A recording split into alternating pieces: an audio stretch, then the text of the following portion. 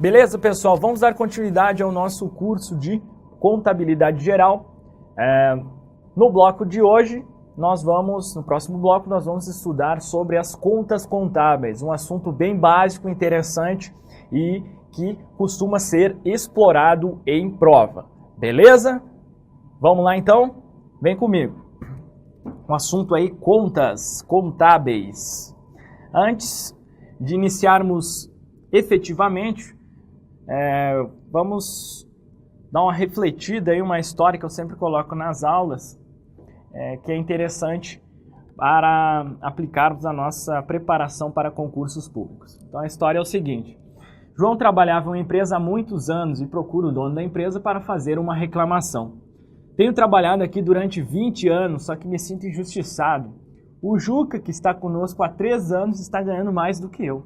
O patrão escutou atentamente e disse: João, antes de tocarmos nesse assunto, gostaria de sua ajuda.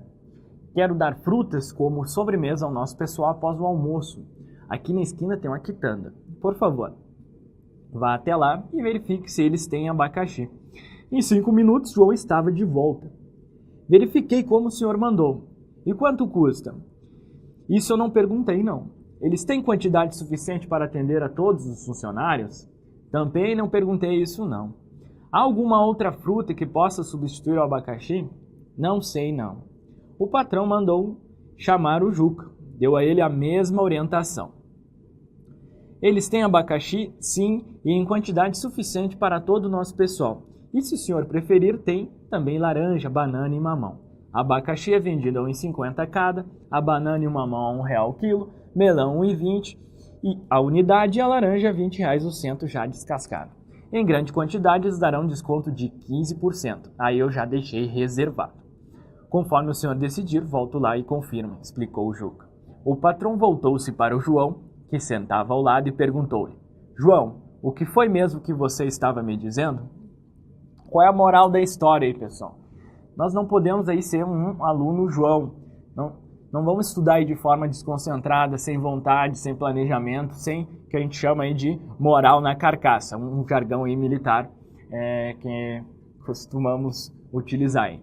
Não vamos estudar aí sem moral na carcaça. Não seja apenas mais um na estatística de candidatos.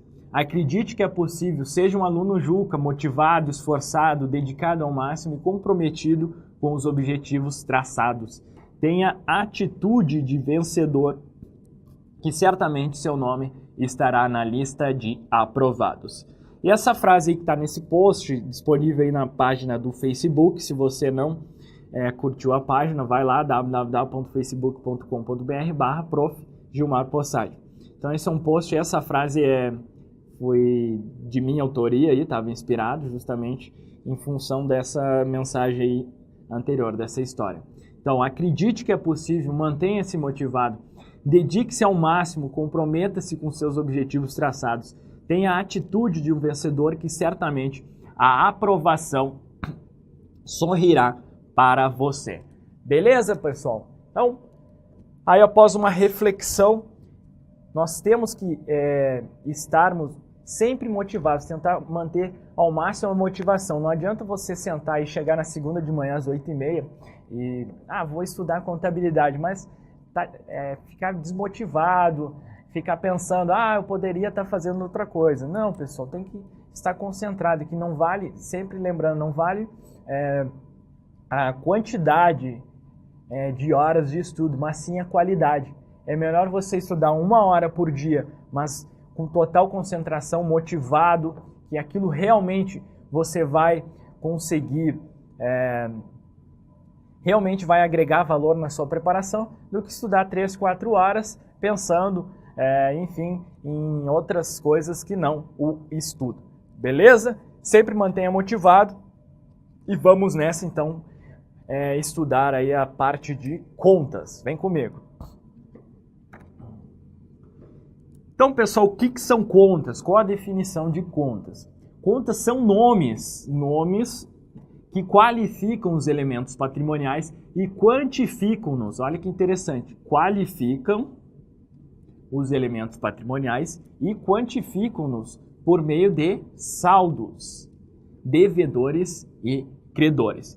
Então, elas são utilizadas para registrar elementos semelhantes do patrimônio, possibilitando o controle e acompanhamento necessários ao fornecimento de informações. Nós estudamos aí anteriormente que o objetivo principal da contabilidade é o quê? O fornecimento de informações aos seus diversos usuários. E um dos instrumentos utilizados para tanto, digamos assim, para organizar toda a escrituração são o quê? O elemento básico, que são as contas contábeis, utilizadas aí para registrar elementos semelhantes do patrimônio, possibilitando o controle e o acompanhamento necessários ao fornecimento de informações para quê? Para que os seus usuários, né, possam tomar decisão e também controlar o patrimônio. Sendo assim, a conta caixa, por exemplo, conta básica aí, né, pessoal? Conta caixa, ela é uma conta do ativo que registra as variações ocorridas com o numerário que a empresa guarda fora do banco. Veja aí, pessoal, que esse então é o conceito de conta. É bem simples. Elas qualificam determinado elemento e também quantificam por meio do quê? Dos seus saldos. Esses saldos, como nós estudaremos na sequência, eles podem ser devedores ou credores. Cada conta ela possui uma natureza devedora ou uma natureza credora. Também vamos aí detalhar toda essa sistemática na sequência da aula. Basicamente, então, é isso, o entendimento, a definição, a contextualização de contas contábeis. Beleza, pessoal? Tudo tranquilo? Tudo certo? Então, vamos dar sequência aqui.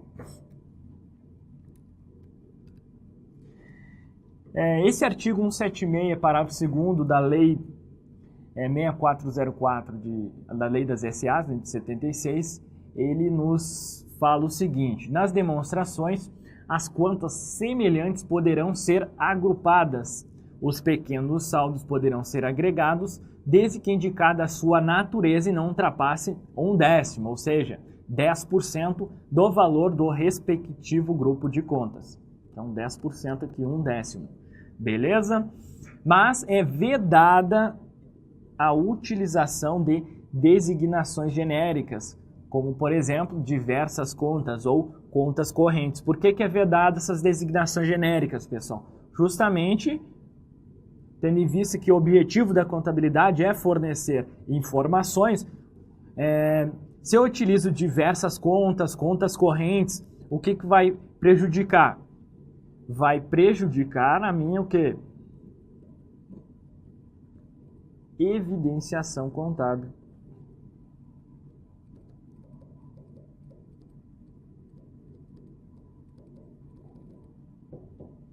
Logo, para não prejudicar a evidenciação contábil, justamente a lei já nos remete a essa vedação. É vedada a utilização de designações genéricas, como diversas contas ou contas correntes. Então essa vedação é importante, pessoal.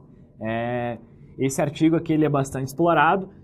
O examinador ele pode simplesmente colocar sendo permitida a utilização de designações genéricas. Aí ele vai dar lá vai colocar uma justificativa bonita lá para tentar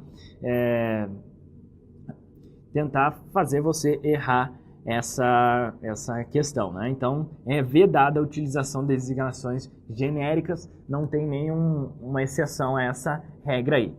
Outro ponto importante, pessoal, nesse dispositivo, é o fato da lei ela possibilitar a agregação aqui, né, de contas semelhantes para fins de apresentação nas demonstrações contábeis, desde que não ultrapasse aqui 10% do valor do grupo de contas. Vamos ver como é que já foi explorado em prova. Existem elementos patrimoniais e de resultados de uma mesma natureza que podem ser agrupados em um único item, denominado conta, que passa a representar tais elementos. E aí, pessoal? Certo ou errado essa questãozinha aí? Existem elementos patrimoniais e de resultados de uma mesma natureza que podem ser agrupados em um único item, denominado conta, que passa a representar tais elementos. Isso aí é a essência, né, pessoal, do que é uma conta. O itemzinho está corretíssimo, está certo.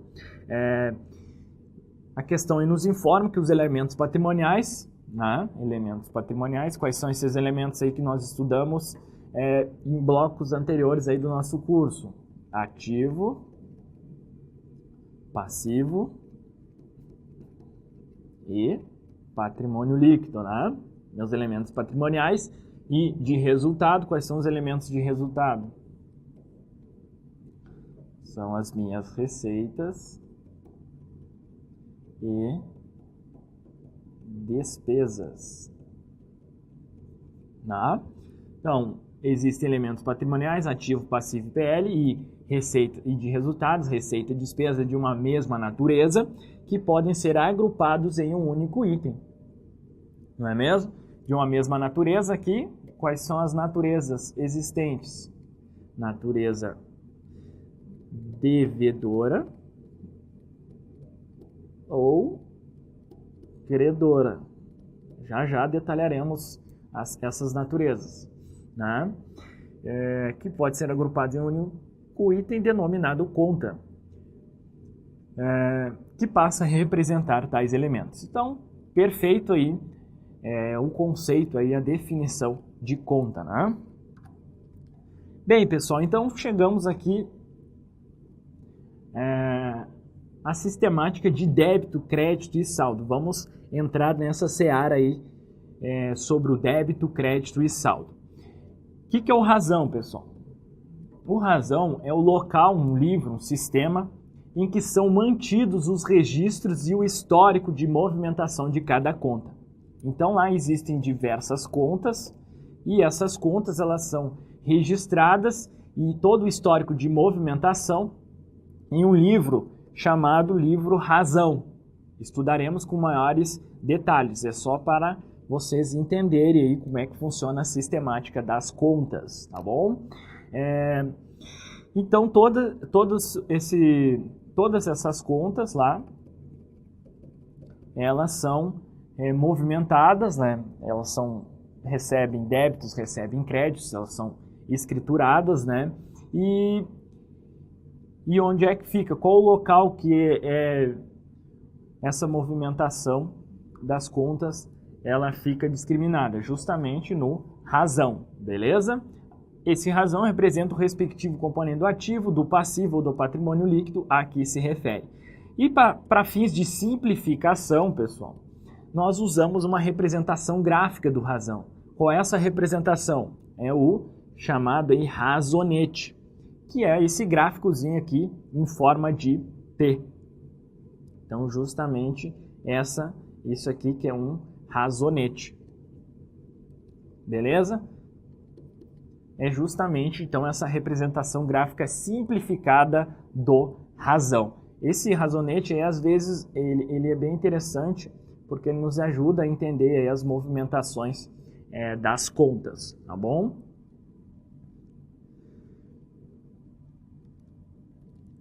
E aí entramos, pessoal, dentro desse razonete, nos conceitos aí de débito e crédito. O lado esquerdo da conta é o lado do débito. Então, por exemplo, aqui eu tenho a conta caixa, o nome da conta, ele vem em cima aqui.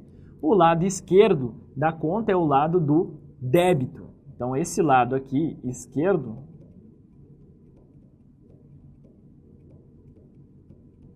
é o lado do débito.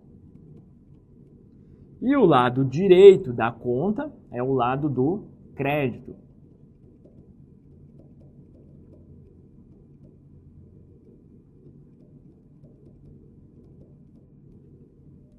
Um lançamento no lado esquerdo de uma conta é denominado de lançamento a débito. Ou simplesmente débito. Então, quando falar lá, a conta caixa foi debitada. Então, o lado esquerdo dessa conta, digamos assim, desse gráfico simplificado do razão, nós estamos fazendo um lançamento a débito, né? Um lançamento no lado direito de uma conta é chamado de lançamento a crédito. ou simplesmente crédito. Então, quando eu falar lá, a conta caixa está sendo creditada, significa que estamos tendo um lançamento no lado direito dessa conta, beleza? Então, por enquanto é isso que nós devemos saber aí, vamos caminhando. Utilizo também os verbos creditar e debitar. Então, vamos creditar a conta caixa. Então, estamos efetuando um lançamento, um registro, em que vai afetar o lado direito dessa conta. Vamos debitar a conta caixa. Estamos afetando o lado esquerdo dessa conta.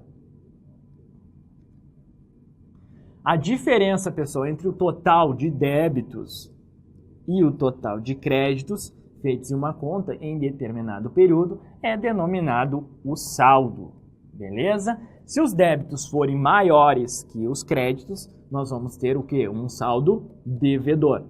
Se os créditos forem maiores que os débitos, nós estaremos diante de uma situação de saldo credor. Então, só um exemplo básico aqui para a gente avançar. Conta caixa.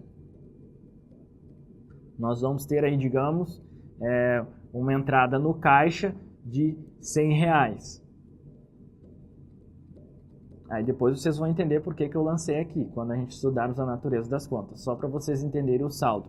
E depois eu tive uma saída de caixa de 80, por exemplo. Então recebi caixa no valor de 100 e paguei lá uma conta no valor de 80. Eu fecho o razonete aqui, 100 menos 80 vai me dar um saldo de 20. Perceba que nesse caso os débitos foram maiores que os créditos. Eu tive débito de 100, né? Aqui é débito, aqui é crédito. Logo, nós vamos ter o que? Um saldo devedor. Saldo devedor. Beleza? Tranquilinho? Se os débitos forem maiores que os créditos, nós vamos ter um saldo devedor. Se os créditos forem maiores que os débitos, nós estaremos numa situação em que o saldo é credor. Tranquilo? Então, estamos caminhando aí já. Débito, a sistemática de débito, crédito e saldo. Agora nós vamos entender aí, né, pessoal? Vamos entrar justamente no que? No método das partidas dobradas. O que preceitua esse famoso método aí das partidas dobradas? A todo o débito corresponde um ou mais créditos, sendo que o total de débito é exatamente igual ao total de crédito. Então, importantíssimo aí, pessoal, esse método das partidas dobradas. Você pode perceber que, segundo esse método, não existe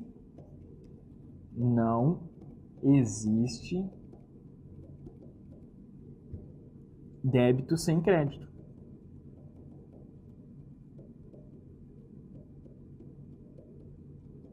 Não existe débito sem crédito. Vamos ler novamente aí o preceito do método das partidas dobradas. Lembrando, pessoal, partidas dobradas. Qualquer questão em que fala partida simples, partidas unilaterais, alguma coisa nesse sentido, já marque errado. O método das partidas dobradas, justamente porque a todo débito corresponde um ou mais créditos, sendo que o total de débito é exatamente igual ao total de crédito. Ou seja, não existe débito sem crédito. Então, não vou ter lá um lançamento apenas com débitos. Ele vai ter que ter débitos versus créditos. E o total dos débitos deve ser igual ao total dos créditos. Logo, se eu debitei R$1.000 uma determinada conta, eu vou ter que ter um ou mais créditos no valor de R$1.000. Eu posso ter lá um crédito no valor de 800 e um crédito no valor de 200, beleza? Então, o total aqui dos débitos deve ser igual ao total dos créditos. Não existe débito sem a contrapartida, sem os respectivos créditos. Vamos ver como é que isso aí já foi explorado, pessoal. Para vários créditos, é desnecessário que existam vários débitos. E aí, até aqui tá tranquilo, né? Tá certo. Para vários créditos, é desnecessário que existam vários débitos. Conforme nós estudamos, aí, segundo o método das partidas dobradas, a todo débito corresponde um ou mais créditos. Logo, pode haver uma situação, né, em que vários créditos correspondam a apenas um débito. Foi o exemplo aqui que eu coloquei. Ó, vários créditos correspondendo a apenas um débito. Não é? Sendo assim, portanto, né, pessoal, desnecessário que existam vários débitos para vários créditos. Beleza? Até aqui tá perfeito o item. Basta que os valores das aplicações e das fontes de recurso sejam exatamente iguais. Basta que os valores das aplicações e das fontes de recurso sejam exatamente iguais. Isso aqui também está correto, pessoal. É decorrência justamente do método das partidas dobradas. Os valores das aplicações, ou seja, dos meus débitos, os valores das aplicações, débitos, e das fontes de recurso, igual, ou seja, das minhas origens, créditos, sejam exatamente iguais. Então, perfeito. Tal regra é denominada partida simples. E aí, o que eu comentei anteriormente? Não existe partida simples, unilateral, enfim, qualquer expressão diferente do que partidas dobradas estará errado. Partidas dobradas, é denominada partida dobrada, né?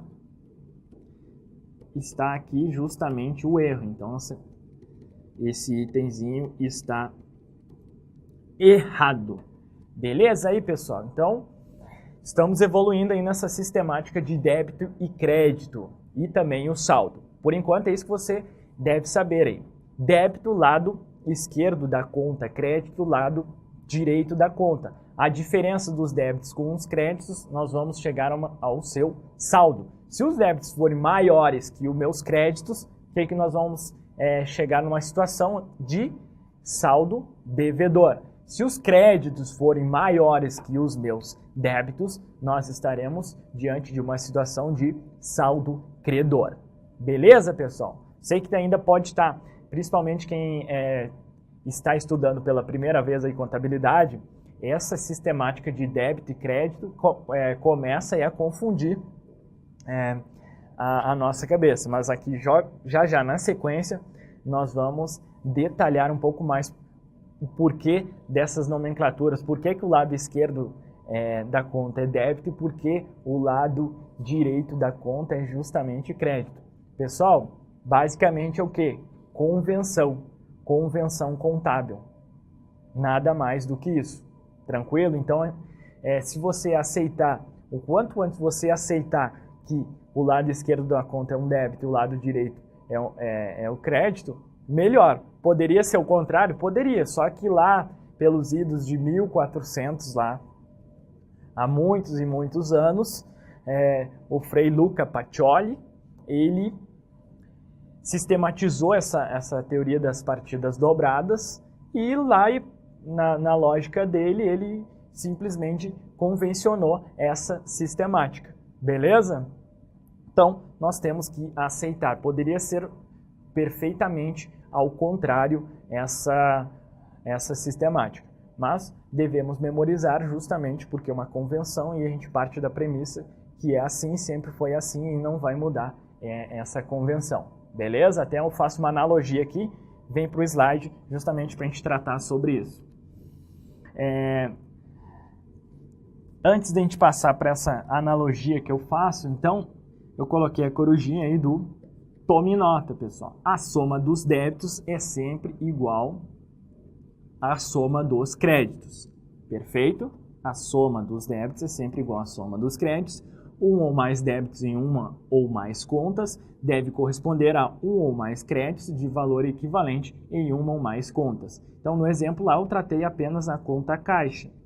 Mas eu posso estar debitando a conta caixa, debitando outra conta, enfim, contas a receber, por exemplo. E vamos colocar aqui, digamos que fosse 100 e 100. E vou acreditar aqui outras contas.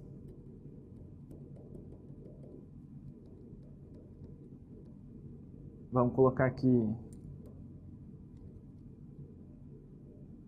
o total aqui deu 200.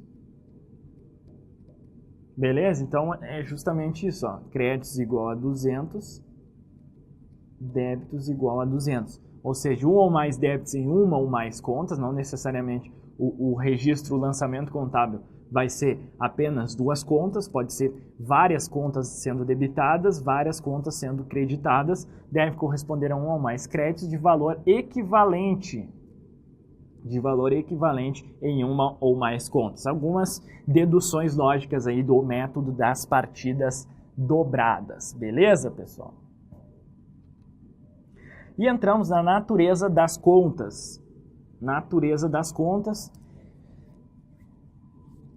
que começa aqui o bicho pegar aí, né, pessoal? Principalmente na natureza das contas, mas a gente vai sair dessa aula entendendo, tranquilo?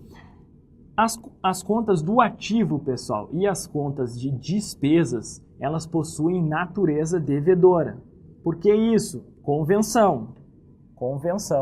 Convencionou-se que as contas de ativo e as contas de despesa, elas possuem natureza devedora, pois o saldo aumenta com débitos e diminui com créditos. Beleza? Já as contas do passivo, inclui aí, pessoal, o passivo considerado de maneira ampla, né? As contas do passivo, incluindo aí o meu patrimônio líquido, e as receitas são de natureza credora, pois o saldo aumenta com créditos e diminui com débitos. Para as contas redutoras, o raciocínio é inverso. As redutoras do ativo possuem natureza credora e redutoras do passivo e PL possuem natureza devedora. O que são essas contas redutoras? Elas também são chamadas de contas retificadoras. Né? Elas têm a função aí, pessoal, de garantir que um determinado grupo de contas reflita com fidedignidade a realidade patrimonial da entidade. Então, elas pertencem ao mesmo grupo patrimonial, lá seja ativo, passivo, patrimônio líquido, mas elas possuem natureza diversa. Justamente por isso que o raciocínio é inverso. Elas possuem natureza diversa da conta da qual elas reduzem. Então, nós vamos estudar aí, fica tranquilo, no decorrer da nossa aula aí, diversas contas redutoras. Por enquanto, apenas saiba que as contas redutoras ou retificadoras, elas possuem um raciocínio inverso, elas possuem a natureza contrária do elemento a qual retificam.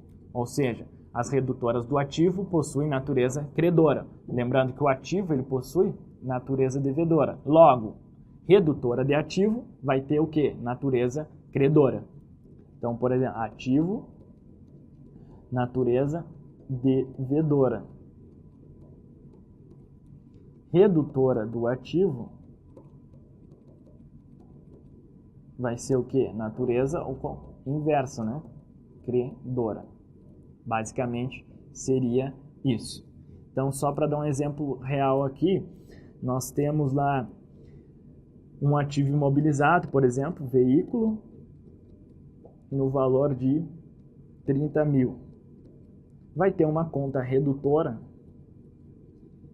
por exemplo, depreciação acumulada, é uma conta redutora de veículos, lá no valor, digamos, de 5 mil reais. Então, ela tem natureza contrária, natureza credora. Logo lá, digamos, o valor contábil evidenciado seria de 25 mil. É justamente as contas redutoras, elas existem justamente para melhorar a informação, para que o elemento aqui, no caso veículo, ele seja evidenciado pelo valor correto. Então foi adquirido aí por 30 mil, mas fruto do seu uso aí ele vai sofrer depreciação, assunto que estudaremos na sequência do nosso curso. Essa depreciação ela é registrada no meu balanço justamente dessa forma aqui. Ela vai vir logo embaixo, vai ter a conta veículo e a conta depreciação acumulada, que é uma conta redutora, reduzindo o valor desse veículo justamente para dizer, ó, esse veículo aí ele já foi depreciado, já foi uso, já está desgastado e ele não vale mais 30 mil reais. Ele vale 25 mil reais. Então as contas redutoras elas servem justamente para essa finalidade, exemplo clássico aqui da depreciação acumulada. Mas fica tranquilo aí também que nós retornaremos, aí veremos diversos exemplos de contas redutoras retificadoras. Por hora, pessoal, natureza das contas, nós temos que saber aí que as contas do ativo e despesas, elas possuem natureza devedora. Passivo, PL, receitas, natureza credora. E as contas redutoras, elas possuem o quê? Um raciocínio inverso. Ou seja, as redutoras do ativo possuem natureza credora e as redutoras do passivo e PL possuem natureza devedora, tá bom? Não existe conta redutora de receita e conta redutora de despesas. As contas redutoras é apenas dos elementos patrimoniais, então elas se aplicam a ativo, passivo e patrimônio líquido, tá bom? E alguns alunos, pessoal, eles perguntam, mas qual é a lógica dessa natureza das contas? Por que, professor, que o ativo e as despesas possuem natureza devedora e o passivo, o PL, possuem receitas, possuem natureza credora? Foi o que falei, a mesma coisa lá do meu razonete, que o lado esquerdo representa os débitos e o lado direito representa os créditos. Isso aqui o que é? Uma convenção. Então, eu dou uma analogia aí, que eu havia falado anteriormente, analogia do meu semáforo. Semáforo, não é? Tá, por que o semáforo, pessoal? Porque ele nos traz essa ideia de convenção. No semáforo, pessoal, convencionou-se que a luz verde é para quê?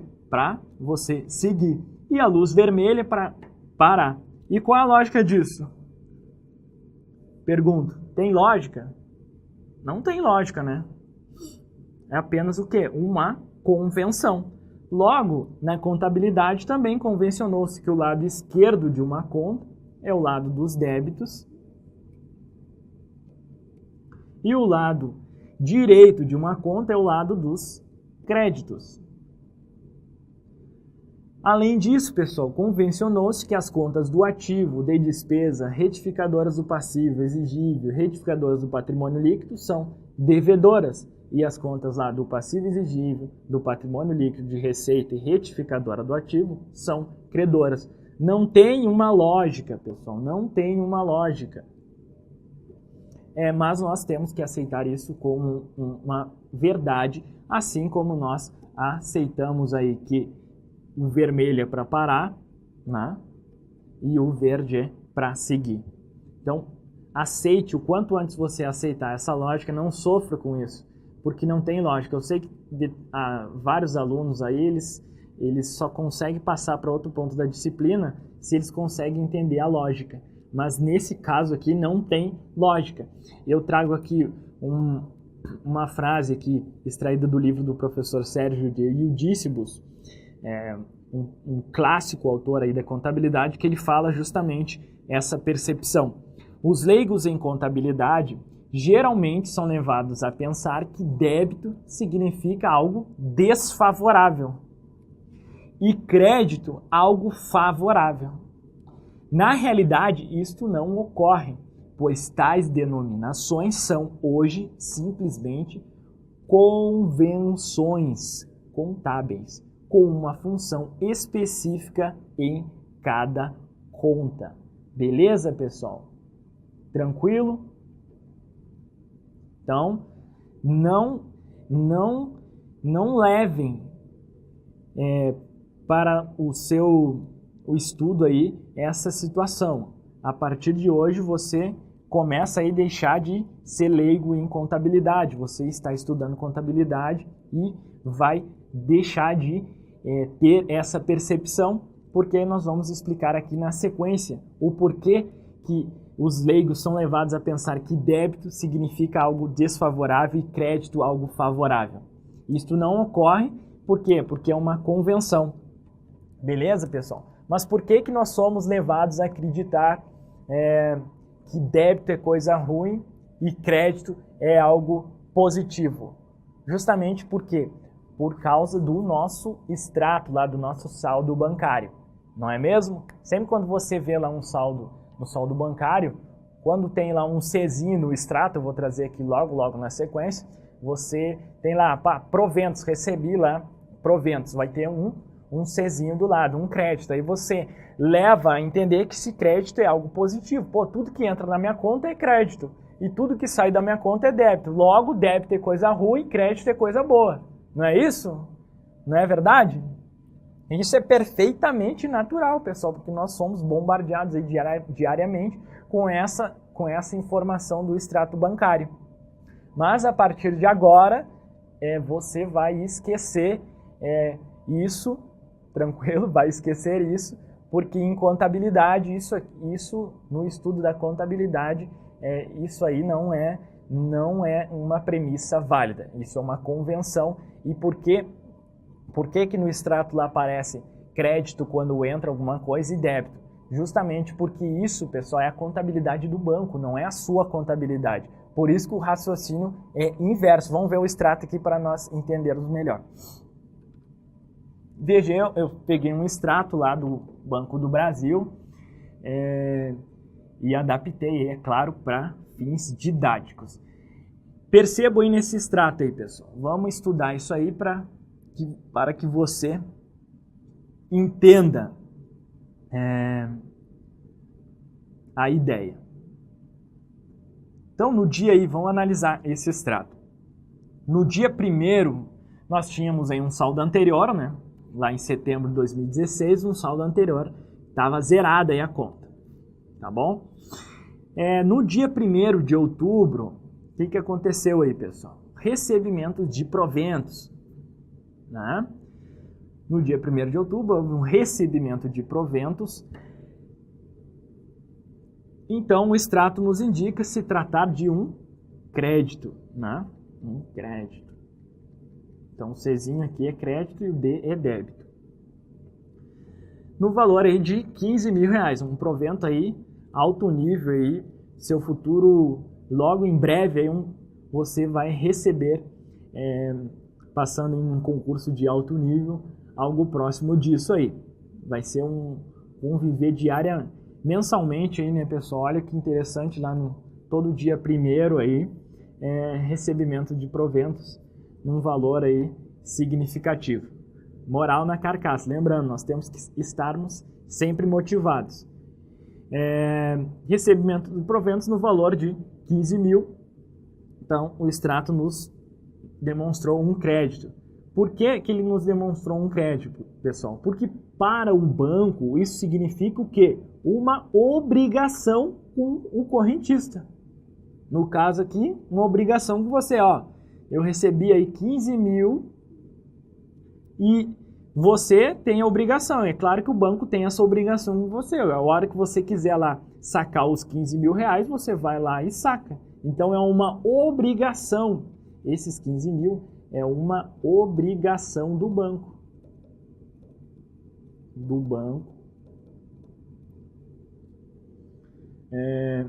Uma obrigação do banco com o correntista. Não é mesmo? Ou seja, todo o valor aí que você recebeu pelo trabalho está lá depositado no banco, pronta aí para ser detonada, aí, né, destruída com as contas, pagamento de impostos, enfim. Beleza? Então vamos entender aqui a sistemática dos extratos. Posteriormente, o que nós temos aí, pessoal? Uma série de saídas pelos pagamentos efetuados. Aí começou a destruir aí o seu saláriozinho lá, os seus proventos, né? Lá no dia 1º mesmo já teve um pagamento de um título no valor de 1.400. Um pagamento de um título aqui no valor de 1.400. Então teve uma saída de recurso. E essa saída é informada pelo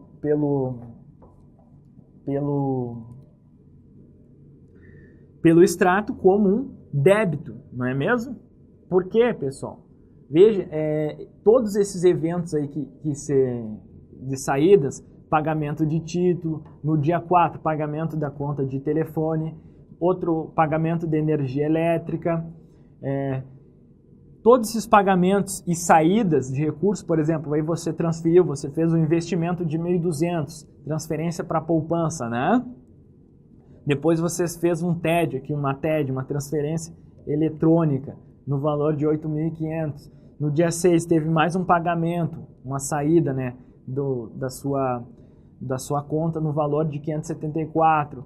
Depois você foi lá e pagou impostos, fez uma compra aí, um almoço aí no valor de R$13, por exemplo. Depois foi lá e sacou 1.900. Então todas essas saídas, elas são evidenciadas como débito, não é mesmo? Tranquilo? Mas por que isso, pessoal? Por que isso? Por que as saídas foram no débito? Porque o banco deixou de ter essa obrigação com você. Ó, esses 1.400 já entreguei, então ele deixou de ter essa obrigação do banco com o correntista. Então, o extrato nos indica que houve débitos, ou seja, diminuição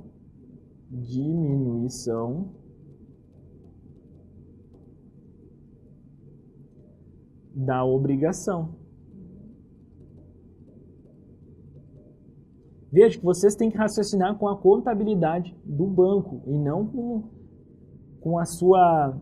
Então, não significa que crédito é algo positivo e débito algo negativo. Isso é a contabilidade do banco, tá bom?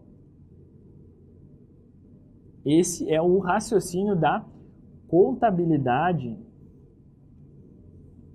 Vamos botar aqui para ficar bem claro isso.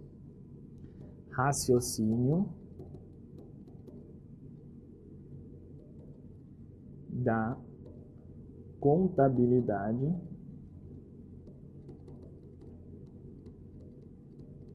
do banco.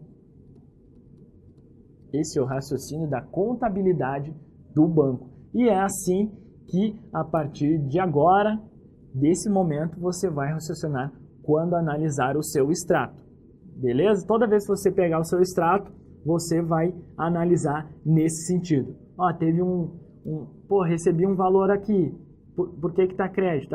Agora o banco tem uma obrigação comigo, não é mesmo? Então, as obrigações aumentam a crédito, né?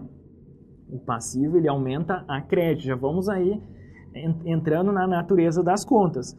As saídas, né, das obrigações, o meu passivo, o passivo do banco, ele tinha uma obrigação, ele foi lá, pagou pagamento do título, o banco foi e entregou para você pagar, né? Tudo registrado ainda na contabilidade. Ou seja, isso é uma diminuição da obrigação do banco. Veja que esse raciocínio é da contabilidade do banco. O raciocínio do extrato bancário, esses créditos e débitos, é da contabilidade do banco. Beleza? Tranquilo aí, pessoal? Deu aí para entender um pouco o porquê que essa premissa aí de crédito que nós trazemos já é um conhecimento, um pré-conceito, né? Antes de entrarmos na contabilidade, você tem crédito é algo positivo, débito é algo negativo. Não, pessoal, essa é a lógica lá da contabilidade do banco. Não necessariamente crédito é algo positivo e débito é algo negativo, tá bom? Raciocine, façam essa no seu cotidiano aí, sempre quando pegar o extrato, façam essa leitura a partir de hoje. Esses créditos e débitos é a contabilidade do banco. Então, se eu teve um depósito aí de proventos, eu recebi um valor, entrou na minha conta, o que acontece? Isso vai ser evidenciado lá no extrato como um crédito. Por que crédito? Porque justamente representa uma obrigação do banco com o correntista. Essas obrigações, pessoal, elas aumentam, como nós vamos ver aqui na sequência, as obrigações aumentam a crédito. Justamente por isso que lá no seu extrato vai aparecer um crédito. Quando você efetua um pagamento de um título, isso sai um valor da sua conta, não é mesmo? Como que isso é evidenciado lá no extrato bancário? Com um Dzinho, com um débito. Por quê? Porque o banco diminuiu a sua obrigação, diminuiu o seu passivo com o correntista. E o passivo diminui o quê? Diminui a débito. Então, essa é a contabilidade do banco. A partir de hoje, é esse o raciocínio. Lembrando que isso é uma convenção. Quanto antes você aceitar essa realidade, melhor, beleza? Tranquilo, pessoal? Tudo certo? Então, vamos voltar aqui. Toma nota aí. Toma nota. Toma nota aí, pessoal. Sempre quando houver uma entrada no ativo, ou seja, dos meus bens e direitos, eu vou debitar. Sempre quando houver uma saída no ativo, ou seja, uma saída de um bem, uma baixa de um bem, uma diminuição de um direito, eu vou creditar. Sempre que houver uma entrada no passivo, o aumento da minha obrigação, eu vou creditar. Sempre que houver uma saída no meu passivo, uma diminuição nas minhas obrigações, o que eu vou fazer? Eu vou debitar. Sempre que houver um aumento de despesas, uma apropriação, um reconhecimento de uma despesa, eu vou efetuar um lançamento a débito. Por outro lado, sempre que eu reconhecer uma receita, quando eu apropriar uma receita, eu vou fazer um lançamento a crédito. Tranquilo aí, pessoal? Beleza? Então essa tabelinha aí é importante para que você entenda que ela justamente nos dá a ideia da natureza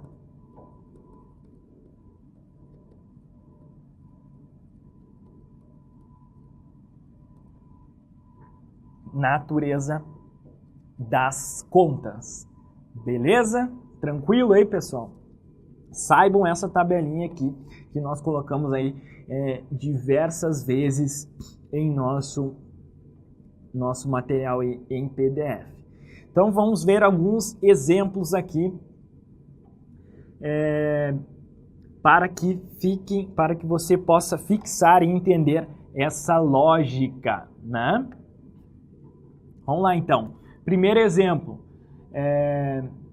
compra à vista de veículos no valor de R$30 mil.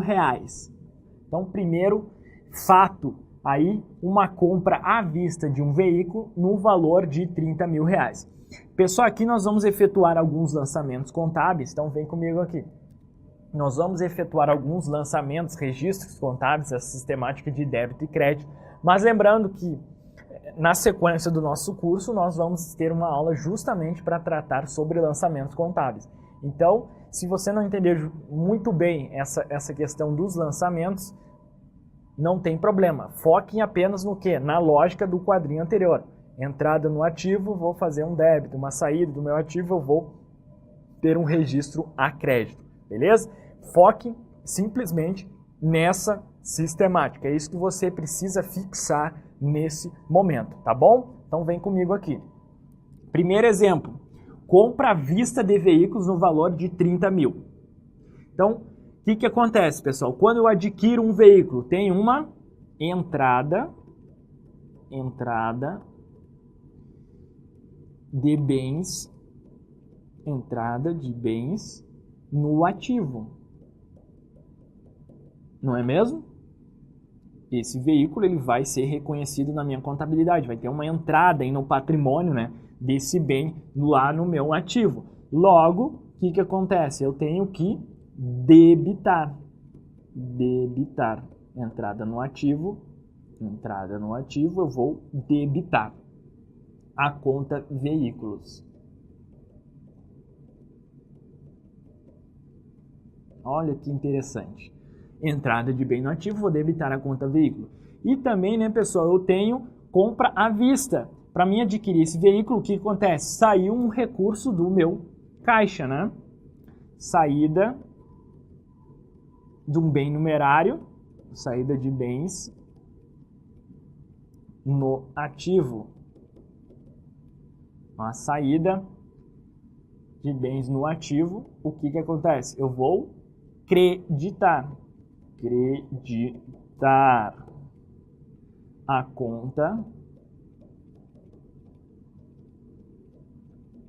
caixa. Beleza? Aí vocês vão ver como é a sistemática do lançamento. O Dzinho significa débito. Débito de veículos, crédito de caixa. Pronto, nós temos aqui um lançamento contábil. Lembrando que não precisa se preocupar aqui com o lançamento. Isso aqui é um lançamento contábil. Então, nós temos a conta debitada, veículos, né, pela entrada no meu ativo, que eu vou debitar, e eu vou creditar a conta caixa. Minha saída no ativo, eu vou creditar a conta caixa, no valor de R$30.000. Beleza, pessoal? Essa é a sistemática aí dos lançamentos. Compra, segundo exemplo, compra a prazo de material de consumo no valor de R$10.000. Vamos lá, qual é a lógica? Se eu comprei material de consumo, isso vai entrar lá um bem no meu ativo. Entrada de um bem no ativo, entrada do bem no ativo. O que eu vou fazer? Eu vou debitar. Não é mesmo? Vou debitar o quê? A conta material de consumo.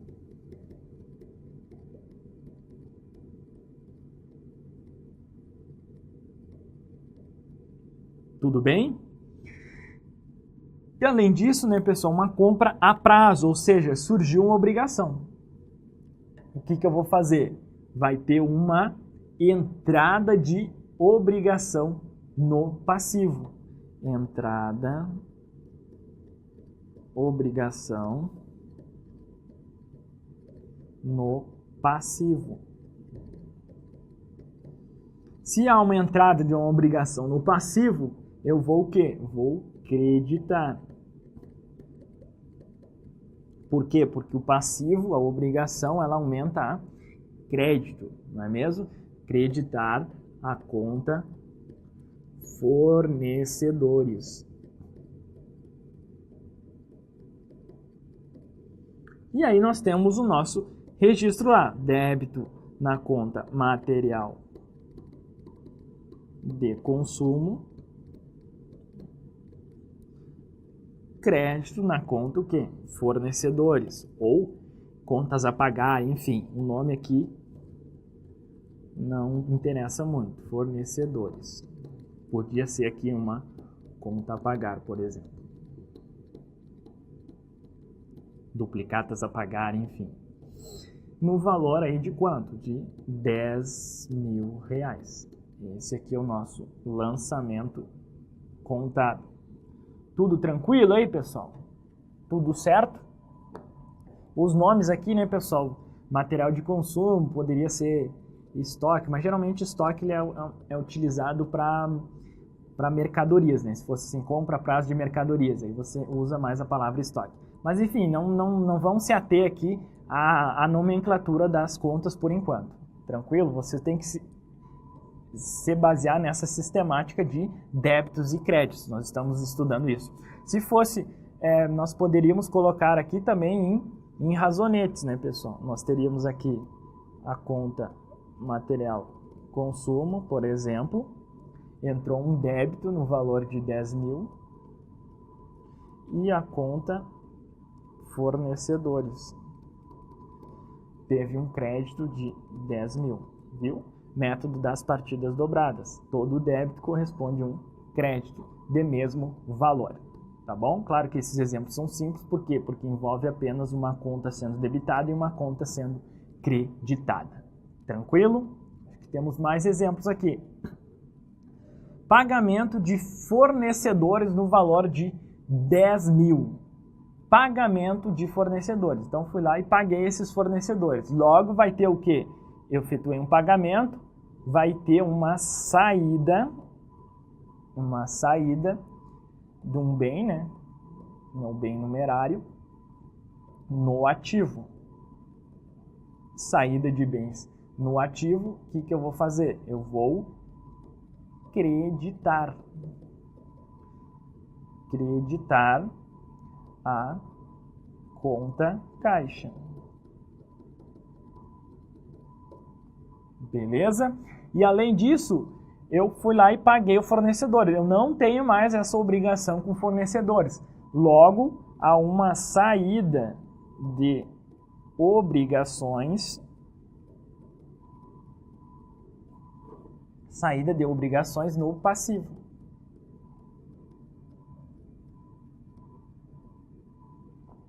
Se há uma saída do passivo, o que acontece? Eu vou ter que debitar. Vou debitar o que? A conta fornecedores.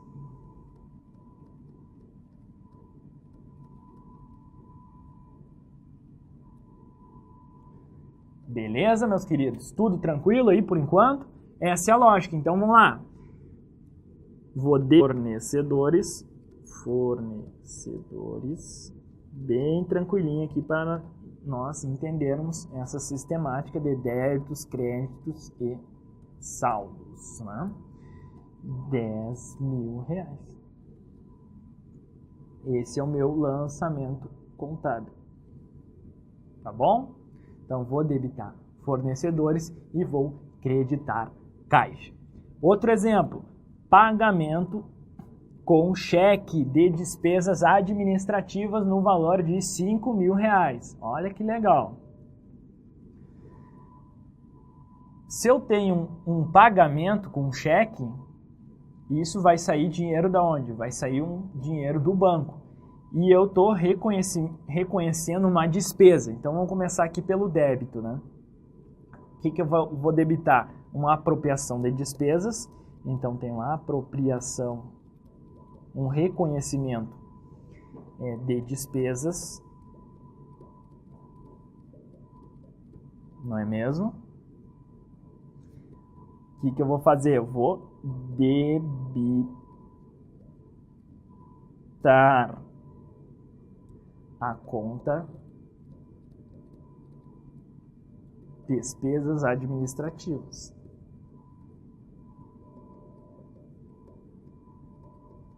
Não é mesmo? E teve um pagamento. O que é pagamento? Com cheque. Então, se foi com cheque, é uma saída lá de bens.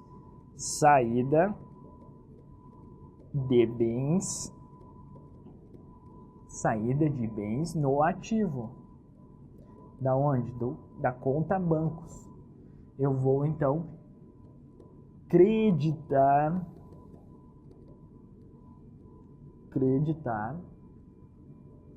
a conta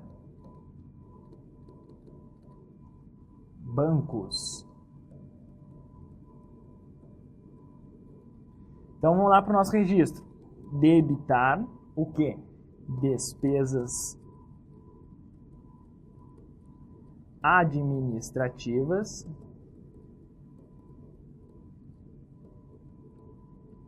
e eu vou creditar a conta bancos. Qual o valor?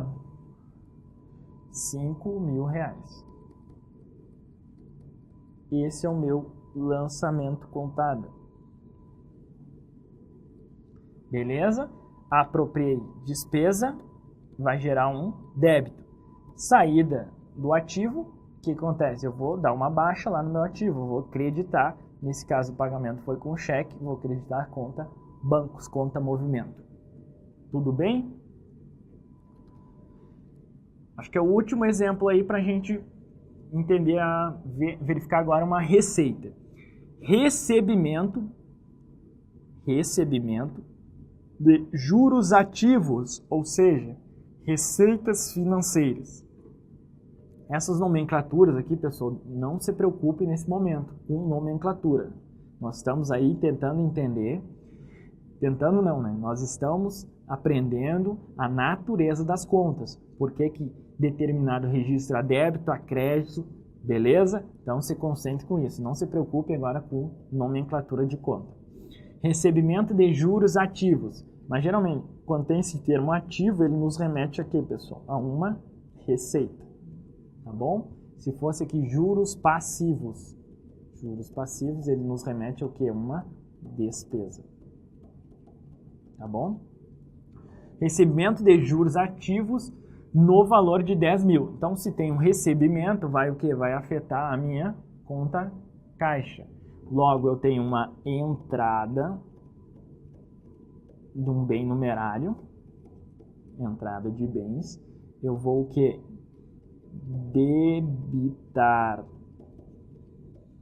Debitar a conta caixa. Além disso, eu tenho o quê? Um reconhecimento de uma receita. Reconhecimento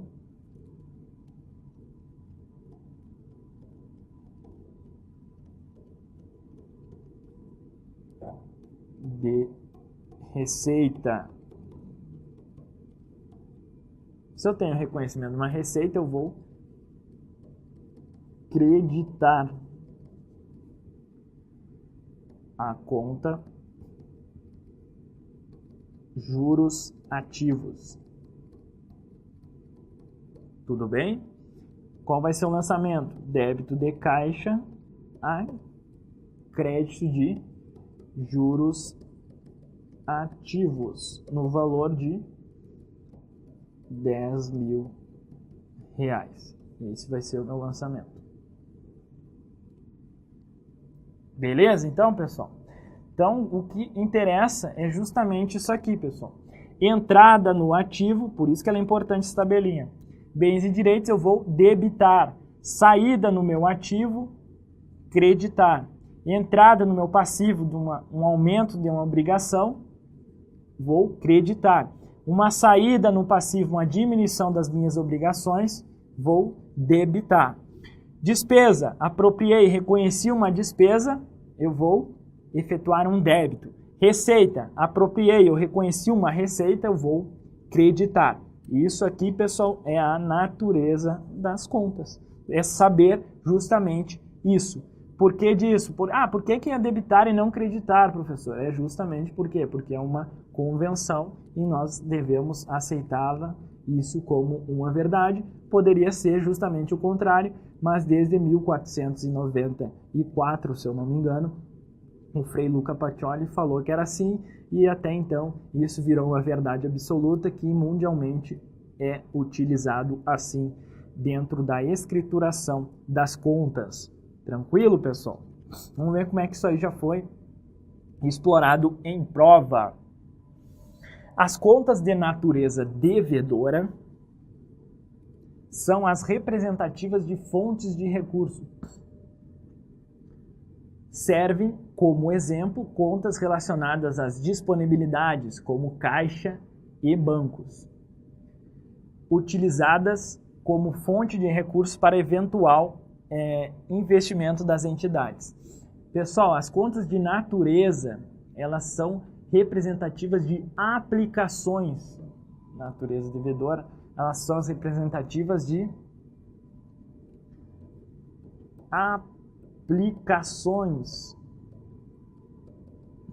aplicações de recursos, enquanto as contas de natureza credora são representativas de fonte de recursos. Natureza devedora, aplicações de recursos. Natureza credora, fonte ou origem de recursos. Então, o erro é justamente do item, é justamente nesse termo aqui, fontes. Não é uma origem de recursos. As naturezas devedoras são as representativas de aplicações de recursos. Tudo tranquilo? Beleza aí, pessoal? Tá valendo?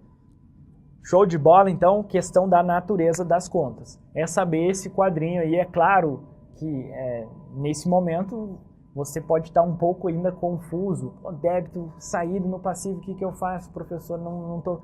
Isso é natural, com o tempo aí, resolvendo questões, entendendo a lógica. Vê de novo o vídeo aí, pausa, vê de novo, faz todas as questões. Tendo dúvidas aí, entra lá no fórum de dúvidas. Estaremos aí, temos uma equipe justamente para apoiar você nesse processo de construção do conhecimento da nossa contabilidade. Beleza, pessoal? Então fica tranquilo que nós vamos sair entendendo contabilidade. Impossível não entender a contabilidade passo a passo, lembrando que nós estamos construindo a base do conhecimento para chegar lá nos conhecimentos mais avançados. E débito e crédito, vocês vão ver que vai ser assim, um processo natural. Vai entrada no caixa, débito, saiu um dinheiro do caixa, eu vou acreditar. Vai ser, o cérebro já vai acostumar, mas é claro que para isso tem um processo, não vai querer, né, pessoal? Contabilidade não é, eu sinto os alunos no Fórum de Dúvidas um pouco ansiosos, achando que você vai ler lá o material em PDF, ver a videoaula, resolver os exercícios e vai sair aí debitando, creditando todos os fatos com a maior tranquilidade. Não, é um processo aí, é uma disciplina que demanda um pouco mais de tempo, um pouco mais de paciência e também dedicação. Você tem que se dedicar um pouco mais do que as demais disciplinas, mas não é nenhum bicho de 7 cabeças, não. É razoavelmente tranquilo, seguindo essa lógica aqui do nosso curso, esse passo a passo. Estudamos lá todo o mecanismo, o que é um ativo, o que é um passivo. Agora nós estamos entrando na natureza das contas, tem toda uma lógica. Aí na sequência, no próximo bloco, nós vamos ver os fatos contábeis um pouco mais, vamos detalhar aí na sequência a escrituração, enfim, passo a passo. Eu tenho certeza que você vai ir para a prova sabendo aí, naturalmente, quando você identificar um fato, efetuar o lançamento. Tá bom, pessoal? É natural, é tranquilo, é bastante volume de informações, você não vai querer conseguir reter 100% das informações apenas com o nosso vídeo, lendo o nosso material. Não, você vai ter que resolver aí diversas questões, algumas já nós vamos resolver na sequência para fixar esse conhecimento. Mas beleza? Paciência, aceitem as convenções contábeis, o quanto antes você aceitar isso, não tem lógica mesmo, o quanto antes você aceitar essa convenção, melhor para você, tá bom? Mais rápido você vai encurtar o caminho aí do conhecimento da contabilidade, tá bom? Vamos então para mais um ponto aqui relacionado a contas, tá bom? Vamos lá. Mais uma questãozinha aqui, pessoal. Vamos ver essa questãozinha aqui da FCC. Aumenta um saldo das contas de patrimônio líquido, ativo e passivo os lançamentos nelas efetuados que representam respectivamente. Vamos lá. Contas de patrimônio líquido aumentam, né, o saldo de contas do patrimônio líquido, ativo e passivo, os lançamentos nelas efetuados representam respectivamente. Vamos lá. Patrimônio líquido e passivo, PL e passivo, são aumentados aqui, pessoal, por meio de um crédito. Então, aumento de PL e passivo é via crédito. E o ativo, eles são diminuídos, né? São aumentados a crédito e diminuídos a débito. Então, aumenta o saldo de contas de patrimônio líquido, ativo e passivo. O ativo, ele é aumentado, o aumento do ativo é via débito, né? Então, ficou lá, aumento de patrimônio líquido, crédito, né? Aumento de ativo, débito, aumento de passivo, crédito. Então, ficamos aí com a opção C, né, pessoal? Isso mesmo aí. Crédito, débito e crédito. Uma questãozinha simples aí que trata justamente dessa natureza das contas.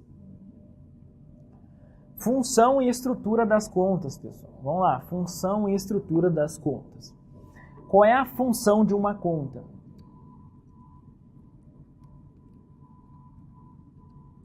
Qual é a estrutura, né? Estrutura da conta, que é a estrutura padrão de uma conta. Ela basicamente está ilustrada no quadro abaixo.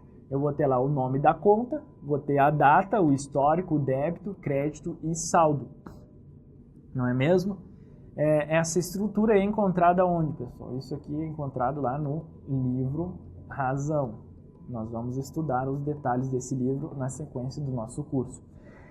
No entanto, aí, pessoal, para fins de simplificação, nós usamos o que nós estudamos anteriormente, o razonete. Então, eu vou ter o título da conta, o lado esquerdo é do débito, o lado direito é do crédito. Se os débitos forem maiores que os créditos, nós teremos um saldo devedor. Se os créditos forem maiores que os débitos, nós teremos um saldo credor. Então, aqui um exemplo da conta caixa, né? Nós colocamos aí, nesse exemplo, nós podemos aí visualizar que há um saldo inicial de 10 mil no caixa e de 15 mil na conta veículos.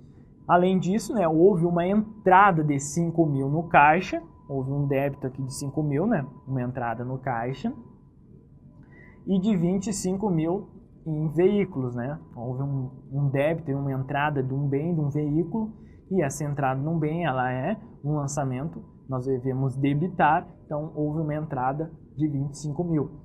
Além disso, né, pessoal, nós podemos perceber aí que houve uma saída no caixa, né, no valor de 10 mil reais, restando um saldo, ou seja, a diferença entre o meu saldo devedor e o meu saldo credor, uma diferença de 5 mil reais. Tudo bem? Então, uma diferença aí de 5 mil reais. E na minha conta veículos, teve um saldo de 40 mil reais. Beleza? Então, essa é a estrutura das contas. Lá no meu livro Razão, ele vai estar assim, a data, histórico, débito, crédito, o saldo. E para fins de simplificação, nós usamos o razonete. Só que antes aqui, ficou faltando, eu não coloquei no slide aqui, qual a função da conta. Então vamos botar aqui, função das contas. Função. Qual é a função, pessoal? Ela é justamente representar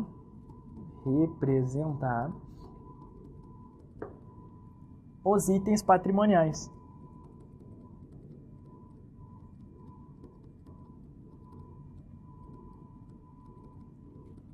Representar os itens patrimoniais, ou seja, ativo, passivo, PL, e de resultado, ou seja, minhas receitas e despesas.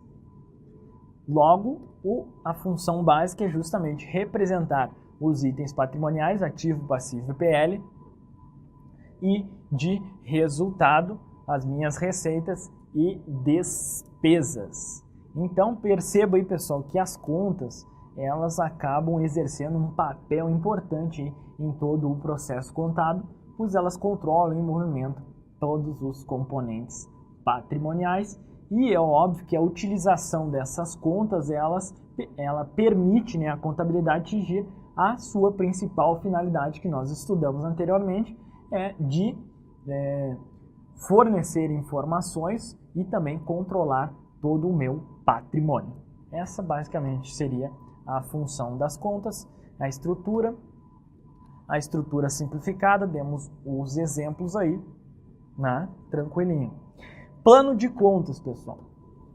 O que é o plano de contas? Ele é um conjunto de contas, diretrizes e normas que disciplinam as tarefas do setor de contabilidade. Vai ter todas as contas de determinada entidade, ou seja, o meu conjunto de contas, diretrizes e normas da disciplina que disciplina as tarefas do setor de contabilidade estão sistematizadas no meu plano de contas. Qual o objetivo do plano de contas, pessoal? Uniformizar os registros contábeis de uma entidade. Então, palavra-chave aqui, uniformidade. O plano de contas ele serve para dar uma uniformidade. Foi o que eu falei lá. Podem existir diversas nomenclaturas. Logo, para uniformizar os registros, eu seguir sempre o mesmo padrão, existe aí o plano de contas. Para tanto, o plano de contas relaciona todas as contas, é um rol de contas, né, a serem utilizados no registro das variações patrimoniais. Quais são as características, pessoal, do plano de contas? Primeiro, ele é flexível, importantíssimo essa característica. permite a exclusão ou inclusão de contas, acompanhando a dinâmica das operações da entidade. Ou seja, dependendo aí da dinâmica das operações, houve necessidade, a empresa lá, por exemplo, adquiriu um bem novo e não existe conta para registrar esse bem. Logo, o plano de contas ele deve ser o quê? Flexível, justamente para permitir aí, nesse exemplo, a inclusão dessa conta, desse novo bem aí que não existe no plano de contas. Então ele não pode ser lá algo fechado que não possa ser modificado. Ele tem que acompanhar o que? A dinâmica das operações da minha entidade. Então ele deve ser o que? Flexível. Anotem essa característica. Cada entidade elabora o seu plano de acordo com suas peculiaridades. Então, eu tenho lá uma instituição financeira, ela com certeza vai ter diversas operações específicas que vão precisar de contas específicas, não é mesmo? Agora, eu sou uma empresa comercial. Como empresa comercial, eu vou ter operações específicas relacionadas ao comércio de mercadoria e necessita, com certeza, de contas específicas também. Logo, cada entidade ela elabora o seu plano de acordo com essas peculiaridades de atuação. Eu trabalho lá no setor financeiro, eu vou ter determinadas contas específicas que certamente uma empresa comercial não vai ter. E é óbvio que a empresa comercial vai usar contas específicas que lá uma entidade financeira não vai utilizar. Então essa é a característica. Cada entidade elabora o seu plano de acordo com as suas peculiaridades, de acordo com o seu tipo, né, de atividade fim. Como forma de apresentação e organização, os planos de contas apresentam uma codificação. Ou seja, cada conta contábil apresentará um código, pessoal. A seguir, nós temos aí um exemplo básico dessa codificação. Então, por exemplo, aqui nós temos ativo 1.1, ativo circulante, 1.1.1, disponível, 1.1.1.1, caixa, 1.2, ativo não circulante. Enfim, basicamente, como forma de apresentação e organização, então eles representam o plano de contas, ele é utilizado aí mediante uma codificação. Cada conta contábil ela apresenta um código contábil, tá bom? Tranquilinho aí essa ideia, né, pessoal? Quais são as partes do plano de contas? A primeira parte, pessoal, do plano de contas é justamente o elenco de contas. O que é o elenco de contas? É a relação de contas, o rol de contas, a intitulação e respectivos códigos utilizados pela entidade. Além disso, pessoal, o plano de contas ele é composto por um manual de contas. É um guia aí para o contabilista registrar uniformemente todos os eventos envolvidos na gestão do patrimônio da entidade. Então, é um elenco de contas, mais manual de contas, mais modelos de demonstrações padronizadas. Modelos dos demais quadros, livros auxiliares, fichas, relatórios, gráficos que devem ser elaborados pelo setor de contabilidade. Então, basicamente, o plano de contas possui aí 3 partes. O meu rol, o meu elenco de contas, o meu manual de contas e um modelo de demonstrações padronizadas, tá bom? É isso que está lá na nossa doutrina contábil, tá bom? Contas e subcontas. As contas contábeis podem ser subdivididas em subcontas, de maneira a individualizar o registro, melhorando o controle contábil. Então, por exemplo, lá eu tenho a conta 1.1.2 bancos. Eu vou ter lá, eu vou individualizar. Eu tenho conta no Banco do Brasil, na Caixa Econômica Federal. Então, para cada um eu vou ter um código diferente. É justamente isso que trata essa questão das subcontas. Bem, pessoal, então classificação das contas. Alguns tipos aí, as contas podem ser classificadas em alguns tipos. Elas podem ser sintéticas ou analíticas. Qual a diferença aí, pessoal? As contas sintéticas, elas são aquelas contas que consolidam os saldos e contas a elas vinculadas. Então, aí na conta bancos, no nosso exemplo, ele sintetiza o estado patrimonial dos elementos aos quais se refere. Então aqui, essa seria uma conta sintética, né? A conta bancos. E uma conta analítica são as contas utilizadas para controle e acompanhamento específicos. Logo, no exemplo aí, as contas Banco do Brasil e Caixa Econômica Federal representam contas analíticas. Essas aqui seriam contas analíticas. Conta sintética e essas duas aqui analíticas, tá bom? Essa é uma classificaçãozinha que pode ser exigida em sua prova, saber que existem contas sintéticas e contas analíticas. Contas estáveis e instáveis. Quando avaliadas pelo critério de variação na natureza do seu saldo, as contas são classificadas em estáveis ou instáveis. Ou seja, uma conta é estável credora quando sempre assume saldo credor. Então, um exemplo clássico é a conta capital social. Nós vamos estudar aí com os devidos detalhes essa conta aí na sequência do nosso curso. Ela sempre vai ter natureza credora, pessoal. Já uma conta é estável devedora, quando sempre assume saldo devedor. Exemplo aí é conta caixa. Não existe aí um caixa negativo, tá bom? Então ela sempre vai ter um saldo devedor. Logo, ela vai ser uma conta estável devedora. Já uma conta é instável quando ela pode assumir tanto saldo credor como devedor, saldo credor ou saldo devedor, dependendo da situação. Exemplo clássico aí é a conta lucros e prejuízos acumulados, tá bom? Se eu tenho um lucro acumulado, ela vai ter natureza credora. Se eu tenho um prejuízo acumulado, ela vai ter natureza credora. Então ela é uma conta instável, ela pode ter tanto saldo credor como devedor. Não se preocupe em saber quais são as contas estáveis credoras nesse momento, quais são as contas estáveis devedoras e aquelas que podem ter ou não. Apenas saibam que existe essa classificação quanto ao critério de variação na natureza do seu saldo. Contas patrimoniais de resultado e de compensação. Contas patrimoniais, pessoal, representam o quê? Os bens, direitos e obrigações e o patrimônio líquido, ou seja, representa o patrimônio da entidade em determinado momento por meio do meu balanço patrimonial. Então essas são as contas patrimoniais, ativo, passivo, PL. Beleza?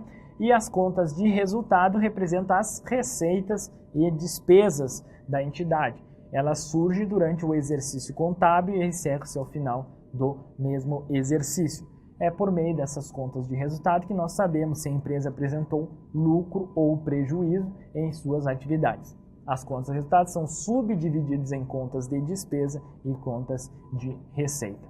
Beleza? Então, pessoal, nós temos as contas patrimoniais, ativo, passivo, patrimônio líquido, e nós temos as contas de resultado, as minhas receitas e as minhas despesas. Na sequência do curso, aí nós vamos entender essa lógica quando você utiliza uma conta patrimonial, envolve justamente a dinâmica patrimonial, entrada no ativo, saída do meu passivo, aumento de uma obrigação, aumento do meu patrimônio líquido.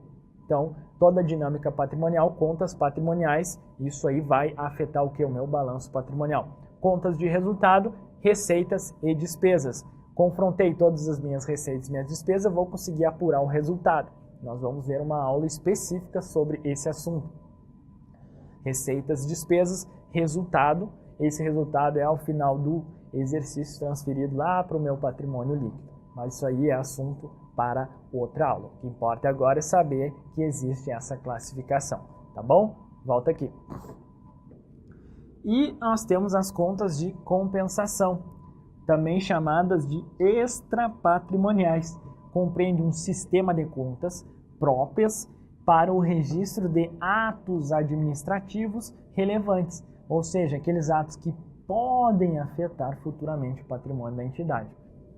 Nesse sentido, as contas de compensação são utilizadas para registrar não os fatos, mas os atos administrativos relevantes. Nós vamos estudar aí os atos e fatos contábeis na sequência, no próximo bloco da nossa aula, dentro da entidade. Um exemplo clássico dessas contas são as hipotecas. Então, contas de compensação são contas extrapatrimoniais e registram os atos administrativos relevantes, ou seja, aqueles atos que podem afetar futuramente o patrimônio da entidade. Exemplo aí, uma hipoteca. Teoria das contas, pessoal. O último tópico teórico aí do nosso bloco de aulas. Sobre as contas. São 3 as teorias das contas, pessoal. Nós temos a teoria personalista, nós temos a teoria materialista e a teoria patrimonialista. A teoria personalista, segundo essa teoria, ela entende aí que o patrimônio é o objeto a ser administrado. O patrimônio é o objeto a ser administrado. Logo, nesse sentido, a teoria segrega as contas que representam a situação estática, bens, direitos, obrigações e PL, das contas que representam a situação dinâmica. São as minhas contas de resultado, digamos assim, as minhas receitas e despesas. Então, ela segrega em situação estática, bens, direitos, ativo, né, passivo, patrimônio líquido, das contas que representam a situação dinâmica, as minhas receitas e despesas. Então, segundo a teoria personalista, pessoal, cada conta representa uma pessoa, daí o nome, né? Teoria personalista, cada conta representa o que, pessoal? Uma pessoa, daí o nome personalista, da seguinte forma, nós temos os agentes consignatários, representam as pessoas a quem os proprietários confiam a guarda dos bens da empresa. Nós temos os agentes correspondentes, representa as pessoas que não pertencem à empresa com as quais os proprietários se relacionam e que resultam nos direitos e obrigações da empresa. Nós temos os proprietários, representam os sócios na qualidade de titulares do patrimônio líquido, das receitas e das despesas. Então, essa teoria personalista segrega aí, pessoal, em cada conta representa uma pessoa. Nós temos os agentes consignatários, bens, agentes correspondentes, direitos e obrigações, ou seja, representa as pessoas que não pertencem à empresa com as quais os proprietários se relacionam. Então, direitos e obrigações. Consignatários, as pessoas a quem os proprietários confiam, aí o nome, né? Consignam a guarda dos bens, consignatários, então bens. Correspondentes, direitos, obrigações. Proprietários, o patrimônio líquido, as minhas receitas e as minhas despesas. Essa então é a teoria personalista, tá bom? Teoria materialista. Segundo essa teoria, as contas só devem existir enquanto existir os elementos materiais, bens, direitos, obrigações, patrimônio líquido, despesas, receitas, por ela representados na entidade. Segundo a teoria materialista, então, as contas são classificadas em contas integrais e contas diferenciais. Teoria materialista, lembre aí, pessoal, era um macete que eu sempre usava para memorizar. Teoria materialista, lembre lá de matemática. E dentro da matemática, aí, quem fez graduação em alguma graduação que envolvia números, aí, nós sabemos aí que existem as integrais e diferenciais. Então é uma maneira aí que eu usava para memorizar. Teoria materialista, lembre lá da matemática que nós temos as integrais e diferenciais, operações lá, né, matemáticas, tá bom? Só uma maneira que eu usava para memorizar. Teoria materialista, segundo essa teoria, as contas só devem existir enquanto existirem os elementos materiais, né, tranquilo, e elas são dividem em contas integrais, bens, direitos e obrigações, e contas diferenciais, as despesas, receitas e patrimônio líquido. Ou seja, aqui o meu ativo, né, e o meu passivo, as obrigações, são representadas pelas contas integrais e as contas diferenciais representam as despesas, receitas e patrimônio líquido. Por fim, aí, pessoal, nós temos a teoria patrimonialista, que trata da teoria atualmente utilizada pela contabilidade. É a teoria que nós usamos aí no nosso cotidiano. Segundo essa teoria, as contas são classificadas em contas patrimoniais, ou seja, ativos, passivos, exigíveis, patrimônio líquido e contas retificadoras do ativo e do passivo, e também do patrimônio líquido. E as contas de resultado representam as despesas e as receitas, né? As despesas e as receitas são as contas de resultado. Essa é a teoria atualmente utilizada aí pela nossa contabilidade. Resumindo, pessoal, você precisa aí saber desse quadrinho aí. Esse quadrinho é que você deve imprimir e colocar no seu lá resuminho e dar uma lida e resolver questões com esse quadrinho até você conseguir fixar esse conhecimento. Esse assunto, teoria das contas, ele é bastante, digamos assim, um pouco de decoreba, tá bom? Precisa memorizar. Lembrando que tem determinada lógica que vão te ajudar a memorizar. Lembra, materialista, lembra lá da matemática, que nós temos as operações integrais e diferenciais, mas você também tem que entender o que está lá, ativo e passivo, são as contas integrais, receitas, despesas, PL, as diferenciais, tá bom? A teoria personalista, nós temos os proprietários, PL, receita e despesas, e os agentes consignatários, eles vão aí, pessoa que é um proprietário confia a guarda dos bens. E nós temos também os agentes correspondentes, que nós vamos colocar lá as contas que representam os meus direitos e obrigações. E a teoria patrimonialista, que é bem fácil, né, pessoal, porque é a mais tranquila, que é utilizada no nosso cotidiano. Contas patrimoniais, ativo, passivo, PL, e contas de resultado, as minhas receitas e despesas. Tranquilo? Basicamente é isso que você deve saber, pessoal, da teoria das contas. Como eu falei aí, ela é um assunto eminentemente aí, bem teórico, não tem como fugir disso, então por isso que nós elaboramos esse quadro anterior, aí que nós vimos anteriormente, justamente para tratar, para facilitar a sua memorização. Então vamos resolver algumas questões de prova na sequência e nós vamos sempre nos remeter a essa tabelinha, tá bom? Então vem comigo. Vamos ver uma questãozinha aí que ilustra como pode ser exigido na sua prova.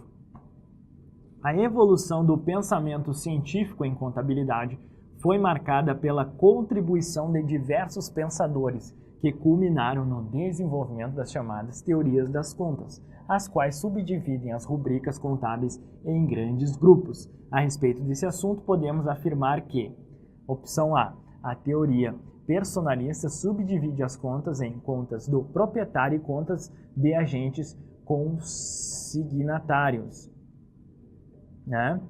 Opção B, a teoria materialista divide as contas em contas materiais e contas de resultado. Não, né, pessoal? A materialista lá é integrais e diferenciais, né? Então, tá fora essa opção B aí.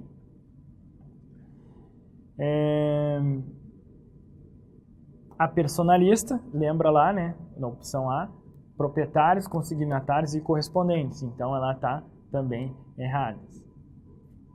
Faltou aqui os correspondentes. A materialista, né? Vamos lá, materialista, integrais e diferenciais, né? Não, tá fora essa opção B. A teoria patrimonialista divide as contas em contas patrimoniais e contas de resultado, né, pessoal? Não é contas diferenciais. A teoria personalista subdivide as contas em contas do proprietário e contas de agentes correspondentes. Faltou o quê? Os agentes consignatários, né? Mais consignatários aqui. Então, tá errado. Restou, então, a opção E, né, pessoal? A teoria materialista subdivide as contas em contas integrais e contas diferenciais. Lembra lá, matemática, operações, né? As integrais e as diferenciais lá. Enfim, é uma forma que eu usava aí para memorizar, opção E. Beleza, pessoal? Então, hora de praticar. Vamos deixar, tendo em vista que o avançado, para não ficar muito grande esse bloco, nós vamos ter que aí comprimir aí depois o segundo bloco, mas vamos dar um intervalo aqui, porque tá não ficar muito grande. Depois a gente faz um bloco aí só para resolver as questões e na sequência entramos aí nos atos e fatos contábeis. Beleza? Então, pessoal, no próximo bloco aí nós vamos um bloco específico só para tratar essa prática. Fechamos com um resuminho básico de tudo que nós vimos e entramos aí de cabeça no próximo assunto do nosso curso, que são os atos e fatos contábeis. Beleza? Então, pessoal, até mais.